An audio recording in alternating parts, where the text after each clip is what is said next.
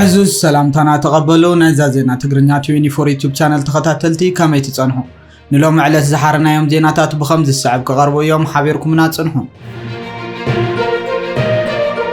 تايلاندن كامبوديان لو مقدام نتنسومنات تصان حبرت عقچ دوبات دو كبلا كم تسمع مع تغليصو اذا منغزن هاغرات دوباو مبراق اسيا دحر بزح عمتات زخفاو كوينو بررا نفرتو ملوا توخس روكيتن مدبدا مدافع عند تقالل منواروني تغليصو كليتيوم وغنات بزي توسخ منقسقاس هلو فار سراويت كعقبو يسمع مع كبلو مينسترات مكلخالهم بزعبات توخس دو مبالا بزهبو حبراو مغلص زحبور انتخونو از دما باقوطاطرات هاغر لو مفرق معلتي تغباراو كخونيو بوحدو 217 قتله بخلتي وغن لعل فرق مليون كم منبابروم زمزابلن نعسرا معلتات زصنح ازوغز تقارص انتخون اتغچت اب مجمرتا ورح تحساس داغما زتولع خوينو بريزيدنت امريكا دونالد ترامب اورها حملن زنبره زروغ دون مبال دلالاي كخون زحغزو توخسدو مبال دحر مفراسيو از كم زيلن كله بوليس ايطاليا ابغازان زركو فلسطيناوያን ሲቪላት ንመካብ ገንዘብ ብዝብል ጉልባብ ንሐማስ ሚሊዮናት ዩሮ ወህሊሎም ብዝብል ዝተጠርጠሩ 7 ሰባት ኣብ ትሕቲ ቀይዲ ከምዘተወ ገሊጹ ፖሊስ ኢጣልያ ካብታ ሃገር ወፃን ዝርከቡ ካልኦት ክልተ ሰባት ውን አህጉራው ማሰርቲ ውጽእ ምህላው ዝገለጸ እንትኾን ሰለስተ ማሕበራት ብወግዒ ንሲቪላት ፍልስጤም ዝደገፋ ግን ከኣ ንሐማስ ንምዋል ግንባር ኮይነን ዘገልግላየን ዝበሃላ ኣብቲ ምርመራ ከም ዝተሳተፋውን እዩ መግለጽ ፖሊስ ዝሕብር እቶም 9 ውልቀ ሰባት ኣብ ጋዛ ኣብ ግዛታት ፍልስጤም ዝመደብ محبرات زونن وان زقطاطر وان وي مس حماس تاساسر محبرات استات 7 مليون يورو كم زمولو زخصصو انتخونو وقعوا علاماتات نايتن سلسته محبرات دما نحزب فلسطين نسباو زخون وفياتات متخخاب كخون انكلو لعل 71 ميتاوي دما نقطاو ولا حماس وي مس اسلاماو جيلا غبر شبراو متأسار زلوم اكلات كم استمسدبي بوليس غليصو غلا كابت غنزب ناب غبر شبراو متقعت استساتفو ابالات سدرابيت كم زخدات مغلص زحبر انتخون كابتوم زتاسرو بريزيدنت محبر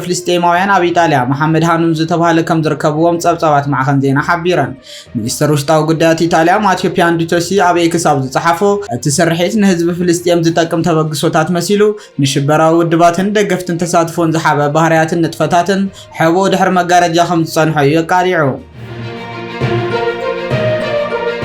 بخال وغن دما حيلتات اريسيف ناي سراوي السودان يتقاهم زلو تغليصو ناي اريسيف حيلي ابلع سراوي السودان بزكايدو متقعت سراوي السودان كابت تصنح كبابتات امبورون كارن كم استملسه تحبيرلو اتم سراوي السودان زتحابر حبراو حيلون انتخنا بناي اريسيف صفيعت كقتل كم زي كاله زغلصو وغنات اب غزا سمين دارفور اب زركبا كبابتات امبارون كارنان بستفصم متقعت اريسيف غسغاس سراوي السودان كم استخلفه تم وغنات يغلصو ناي سراوي السودان دغف زلوم حيلتات اب زوا دارفور عريدو مصنحمن بتناي اريسيف حدش متقعت خلقوا خمس تجددون حيلتات اريسيف نخبابيتات ام غاوران ام بارون كم استقاطاتر خفلت تخايلو زكام ديلن كله منغست ኤርትራ ነታውሽተ ሀገር ዝካየድ ዘሎ መደባት ህንጸት ልማዓትን ምዕባለን ሓያል ብዝኾነ ናህርን ገስጋሳትን ንኽቕጽል ዝተፈላልዩ ውሳነታት እናወሰደ ይዝርከብ ብመሰረት ዝረኸብናይ ምንጭታት ሓበሬታ መንግስቲ ኤርትራ ነታው ዓመት 2006 ኣብ ኤርትራ ደው ኣቢልዎ ዝጸንሐ ህንጸት ኣባይቲ ብውልቀ ሰባት ዝውነኑ ትካላትን ኣብ ህንጻ ዝነጥፉ ኣብ ዓመት 2026 ሙሉ ብሙሉ ከፍቅዶን ነቲ ናይ ስራሕ ኣገባብ ክረሓብ ምዃኑ እዮም እዞም ምንጭታት እናገለጹ ዝርከቡ እዚ ኸኣን ህዝቢ ኤርትራ ንተሃገርን ዓበይቲ ዜናታት ክኸውን كله ኤርትራ ብዝሕጅዋን ናብ ካለ መድረኻትና ተሰጋገረት ትርከብ ዘላ እንትኾን መንግስቲ ኤርትራ ኸኣ ነዚ መድረኻት ንምጥጣሕ ዝተፈላልያ ኣገዳሲ ተባዕ ሰናታት እናወሰደ ይርከብ ዝሕጅን ህንጸት ኣባይቲ ንምፍቃድ ብመንግስቲ ኤርትራ ዝውሰድ ዘሎ ከምዚ ዓይነት ኣገዳሲ ውሳነታት ኣብ ኤርትራ ክፈጥሮ ዝኽእል ናይ ስራሕ ዕድልን ኤርትራውያን ዜጋታት ኣብ ሃገሮም ብመታው ወፍሪ ከካይዱ ዘተባብዕ ኣገዳሲን ተባዕን ስጉምትታት ውሳነታትን እዩ ብዘይካዚ ነቲ ኣብ ኤርትራ ዘጋጥም ሕፅረት መንበሪ ኣባይቲ እውን ዓብ ፍታሕን መስተርሆን ክኸውን ይብል እቲ ዝረኸብናዮ ሓበሬታ መንግስቲ ኤርትራ ካብ ዝተፈላልዩ ዋናት ኣብ ዝሕዝናዮ ንርከብ ዘለና ዓመት 2025 ዓበይቲ ውሳነታት ክሕልፍን ክወስድን ጸኒሑ እንትኾን እዚ ምስ ህንጸት ኣባይቲ ዝተተሓዘ ጉዳይ ከ ኣብ ዓመት 2026 ኣባይታ ተግባራዊ ከም ዝኾኑ እዩ እዞም ምንጭታት ኣብ ዝሓበሬታ ጠቒሶም ዘለዉ እዚ ንኤርትራ ዓብ ዜና ኮይኑ ዝርከብ እንትኾን ህዝብን ሃገርን ኣብ ሓያል ልምዓታዊ ገስጋሳት እዮም ዝርከቡ ንኽበሃሉን ገይርዎ እዩ ነቲ ብውሽጣዊ ዓቕምታት ህዝብን መንግስትን ክግበር ዝጸንሐ ዝተፈላልዩ ስራሓት ምስ መሻርክቲ ኣካላትን ሃገራትን ብምትሕባሩን ዓበይቲ ስራሓት እናተሰላሰለ يزركب ودباصا عب عرفت زيبلو سرح ليتن قطر تطميدو يزركب زبلات مغلصي نهنصتن لمعاتن زغدسو اگدست نطره نغرات وننا وشت هاگرناتو وننا حزيوم زركبو بخالو وغن دما بإثيوبيا 7 ሰባት ከም ዝሞቱ ተገሊጹ ኣብ ዕዩ ዕደና ወርቂ ኢትዮጵያ ብዝተፈጸመ መጥቃዕቲ 7 ሰባት ምሟቶም ተሓቢሩ እቲ ኣብ ምዕራብ ኢትዮጵያ ዘጋጠመ ኣብ ልዕሊ 3 ቦታታት ዕደና ወርቅን ሓጺንን ዝተኻየደ መጥቃዕቲ ሃንደበታውን ሓደገኛን ምንባሩ ምንጭታት ይገልጹ ተኹስ ኣብ ልዕሊ ናይ ዕደና ቦታታት ልሙድና ኾነ ይመጽእ ከም ዘሎ ዝተገለጸ እንትኾን ናይቲ ከባቢ ኣመሓዳሪ ብድሕሪኡ ናብ ካልእ ናይ ዕደና ቦታ መጥቃዕቲ ከም ዝተፈጸመ ገሊጹ ኣሎ ኣብቲ ከባቢ ኣብ ዕደና ዝነጥፉ ኩባንያ ቅድሚ 1 ዓመት ካብ መንግስቲ ፌደራል ናይቲ ሃገር ናይ 3 ዓመት ፍቃድ ረኺቡ ዝነበረ እንትኾን እዚ ትካል ኣብቲ ከባቢ ወርቂ ንምፍሓር ተዋፊሩ ከም ዝጸንሐ ዝሓበረ ኮይኑ ኣብ ልዕሊ እቶም ዓደንቲ ዝወረደ መጥቃዕቲ ኣዝዩ ዝሕዝን ምዃኑ ናይቲ ወረዳ ኣመሓዳሪ ወሲኹ ገሊጹ ኣሎ